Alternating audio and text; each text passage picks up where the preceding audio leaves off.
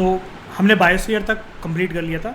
आज की डिस्कशन हम लोग बात करते हैं इकोसिस्टम के बारे में। इकोसिस्टम क्या होता है? इकोसिस्टम एक ऐसा सिस्टम होता है जो कि फॉर्म होता है जब सारे लिविंग ऑर्गेनिजम्स इंटरेक्ट करते हैं आपस में एक दूसरे से with their physical and chemical factors of the environment जिसमें वो रहते हैं, और ये एक दूसरे से लिंक होता है by the transfer of energy and material.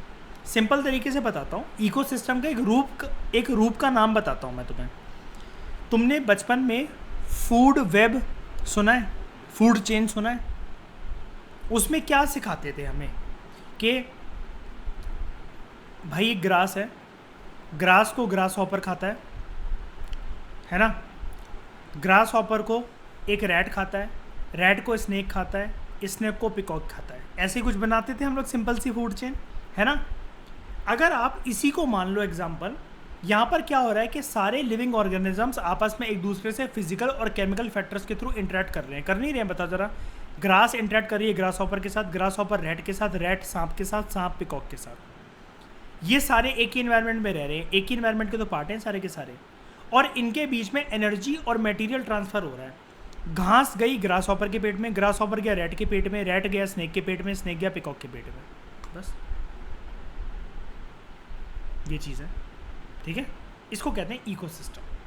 तो जैसा कि कल हम अपनी कहानी कंटिन्यू कर रहे थे रवि की, इस चैप्टर के अंदर यही है। ये चैप्टर ही बस थोड़ा सा बच्चों वाला चैप्टर है, बाकी इस चैप्टर जो पूरी बुक है वो थोड़ी सी हायर लेवल की ज्योग्राफी आप कह सकते हो, लेकिन आपकी अंडरस्टैंडिंग बहुत हायर लेवल की क्लासेस में जाने के लिए ये वाली बुक कंप्लीट तरीके से प्रिपेयर करवा देगी। तो बात करते हैं इकोसिस्टम। एनसीसी का कैंप चल रहा था रवि का, ठीक है? उस कैंप में रवि की जो क्लास एनसीसी का कैंप अटेंड कर रही थी, तो जैसी एक इनकी क्लासमेट होती है वो ये बोलती है कि क्या बारिश हो रही है, व्हाट अ हैवी डाउनफॉल। ये मुझे मेरे जो घर है, केरला का होम टाउन है, वहाँ की याद दिला देती है ये वाली बारिश।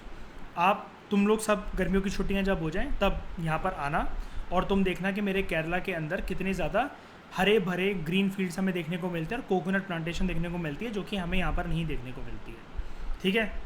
इन्हीं की एक और क्लासमेट था हीरा, वो जैसलमेर से है। वो ये बोलता है यार हमारे यहाँ तो कोई बारिश ही नहीं होती है, हमें तो सिर्फ कीकर और रेत देखने को मिलती है जहाँ तक हमारी नज़रें जाती हैं, लेकिन हमारे यहाँ कैमल देखने को मिल जाते हैं, ठीक है? ये बोला जाता है इनके द्वारा, ठीक है? तो यहाँ पर क्या है कि इकोसिस्टम अपने अपने रीजन का बता रहे हैं कि जिस हिसाब से एक तरीके से यहाँ से डिस्कशन से हमें क्या पता लगता है कि कल को अगर स्टेटमेंट आ जाए बहुत बेसिक सी, तो हमें इसको ट्रू मार्क करना है ना, कि क्लाइमेट कंडीशंस या फिर weather conditions of a place determine the kind of ecosystem which is found in those regions. एक जगह का मौसम वातावरण डिटरमाइन करता है कि उस जगह पर कौन से जीव जंतु पशु पेड़ पौधे मिलेंगे, ठीक है? Ecosystem of a place is determined by the weather conditions और climatic conditions of a particular region. जैसे पॉन्ड का एक इकोसिस्टम है, यहाँ से आप समझो एक जो तालाब का रीजन होता है, आसपास हमें क्या क्या मिल जाता है? तालाब के आसपास थोड़ा बहुत कीचड़ होता है, दलदल होता है, तो हमें लोटस देखने को मिल जाते हैं, ग्रासेस देखने को मिल जाती हैं। अगर वहाँ पर पानी की अवेलेबिलिटी है, लोटस हैं, तो हमें थोड़े बहुत डक्स वगैरह देखने को मिल सकती हैं। आसपास उसके कोई फॉरेस्टेड रीजन है तो हमें डियर वगैरह, काउज वगैरह, बफेलोस हमें देखने को मिल सकती हैं।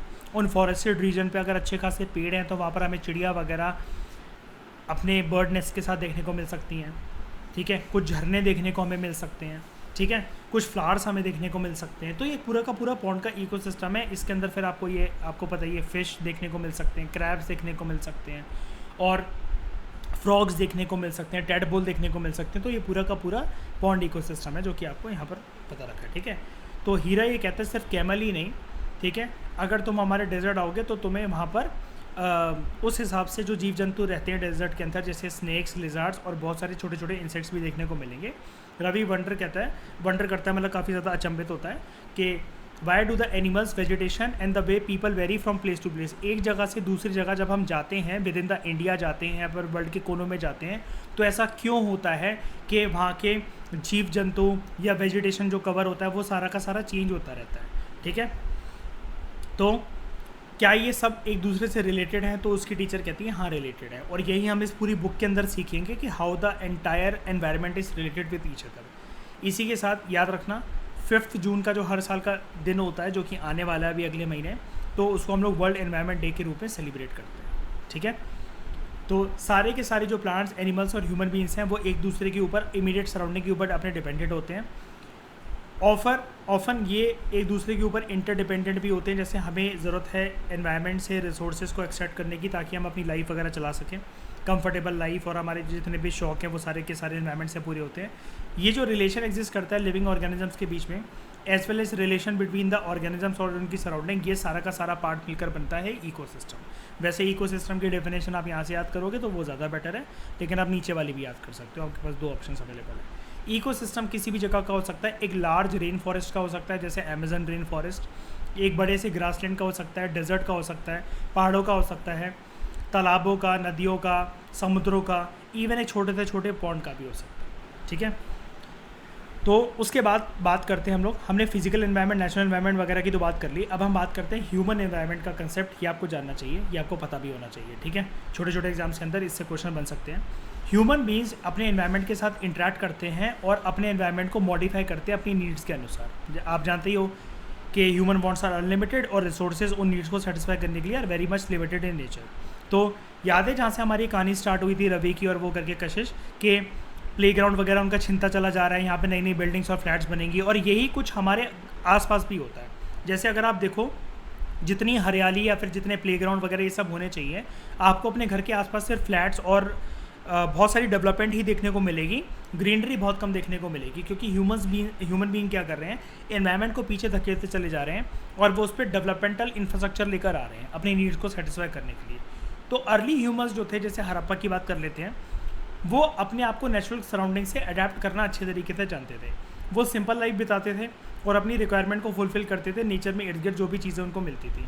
जैसे जैसे वक्त आगे बढ़ा, ज़माना आगे बढ़ा, ठीक है, तो ह्यूमन बींग्स के टाइम के साथ साथ जो उनकी नीड्स थी वो भी बढ़ी। ह्यूमन बींग्स ने नई नई टेक्निक्स जो थी वो लर्न करी कि कैसे वो अपने एनवायरनमेंट को यूज़ कर सकते हैं, उससे रिसोर्सेज को एक्सट्रैक्ट कर सकते हैं। उन्होंने क्रॉप्स उगाने की प्रक्रिया को जाना, उन्होंने कुछ कुछ एनिमल्स को डोमेस्टिकेट करना जाना और एक सेटल्ड लाइफ बिताना शुरू करी। पहिया जब से इन्वेंट हुआ था तो पहिए ने काफ़ी ज़्यादा मदद कर दी थी। ठीक है, ट्रैवलिंग के लिए, ट्रांसपोर्टेशन के लिए। सरप्लस जो फूड था, जो प्रोड्यूस होता था, ठीक है, वो प्रोड्यूस होने लगा बाज़ारों में क्या कहते हैं, बेचने के लिए। बार्टर सिस्टम एक इमर्ज होकर आया कि आपके पास जो चीज़ है मेरे पास नहीं है। और बार्टर सिस्टम क्यों इमर्ज हुआ था? बार्टर सिस्टम इसलिए इमर्ज हुआ था, सिंपल सा रीज़न हम कर चुके हैं इसको, मनी क्योंकि इन्वेंट नहीं हुआ था। ट्रेड स्टार्ट हो गया बार्टर सिस्टम की वजह से और एक entire commerce machinery, economic machinery develop हो गई। बाद में ज़माना और आगे बढ़ता है, हम लोग 17th-18th सेंचुरी के आसपास आते हैं तो ब्रिटेन में पहली बार हमें इंडस्ट्रियल रेवोल्यूशन देखने को मिलता है, जिसकी वजह से लार्ज स्केल प्रोडक्शन होती है। स्पेशली यूरोप से वो शुरू होता है, लेकिन industrial revolution was not limited to Europe. Britain से शुरू होकर वो वर्ल्ड के दूसरे कोनों में फैलता है।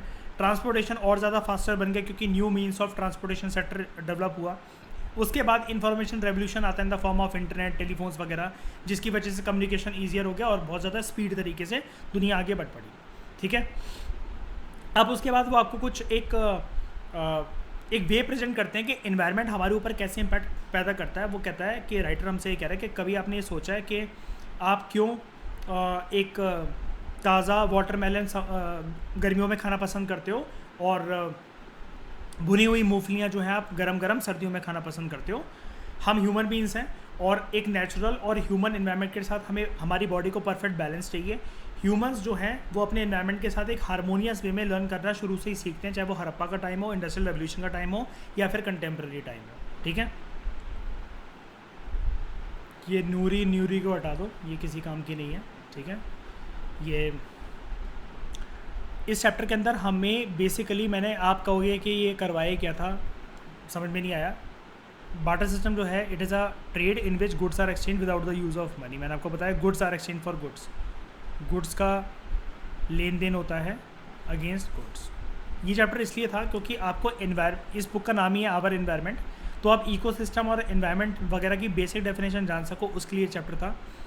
करवाया इसलिए है 2017 में पहला क्वेश्चन यूपीएससी के स्टूडेंट्स को देखने को मिलता है अपने प्रीलिम्स एग्जाम के अंदर कि भाई एनवायरनमेंट क्या होता है, और डेफिनेशन इतनी क्लोज थी। अभी आपको इस चीज़ की बात में रियलाइजमेंट नहीं होगी। पहली डेफिनेशन रिलेटेड थी एनवायरनमेंट से, सॉरी क्वेश्चन ये आया था इकोलॉजी क्या होता है, ये क्वेश्चन आया था। पहली डेफिनेशन रिलेटेड थी इकोलॉजी से, दूसरी एनवायरनमेंट से, तीसरी इकोसिस्टम से। जब एनवायरनमेंट में आगे बढ़ोगे ना तो ये सारा टर्म्स आपको समझ में आएंगी। चौथा वाला तो ऐसे ही था कि कोई भी उसको एलिमिनेट कर सकता था। और आप यकीन नहीं मानोगे, विजन के टॉप के फैकल्टीज़ जो कि पढ़ाते हैं, बहुत सारे इंस्टीट्यूट के फैकल्टीज़, नॉट ओनली विजन, बहुत सारी जगह पे 99% टीचरों के क्वेश्चन गलत थे, मतलब ये आंसर गलत था उनका। इतनी ज़्यादा डेफिनेशंस इतनी क्लोज थी। ठीक है, तो हमने ये पूरा कवर करा।